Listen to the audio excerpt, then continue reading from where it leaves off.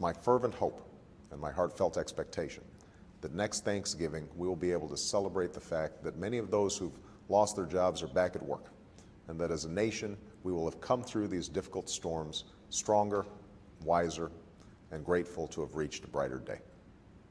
He asked, if we don't have homes to go to, what good is an education? It was a heartfelt question, one that could be asked by anyone who's lost a home or a job in this recession. Mr. President, I have the most heartfelt appreciation for the trust that you placed in me by nominating me.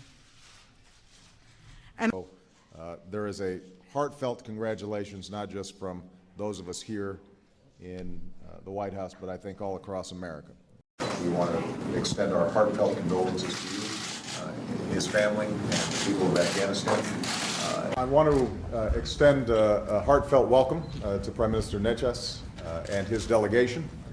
Yes, and all the support from the US to give as a heartfelt to Thailand. And so I just want to give a heartfelt congratulations to all of you. May I first start off by expressing on behalf of myself, the delegation of people our heartfelt condolences on the tremendous tragedy both in Boston for the bombings, as well as that of Texas, especially that of Boston. I would like to extend my heartfelt thanks to President Obama for the warm welcome and hospitality. The second was the American-Dutch Treaty of Amity and Commerce of 1782, another remarkable document from an age when peace between countries was usually a hard-fought affair. President Obama for hosting this summit, and I am so very happy to be able to see. I want to express my heartfelt thanks to the team at the Office of Management and Budget and to our congressional counterparts with whom I've had the privilege to work closely throughout this year. First, heartfelt thanks to Hank Greenberg's Star Foundation.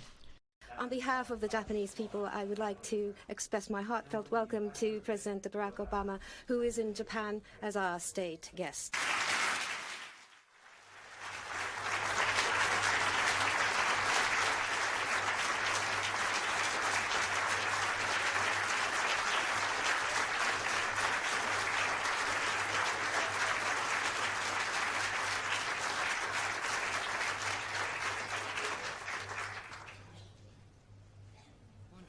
President Obama, Honorable Prime Minister Modi, senior ministers, distinguished CEOs, partners and friends, I would like to express my heartfelt thanks to the two most inspiring, progressive and visionary leaders of the world for being with us on this unique occasion.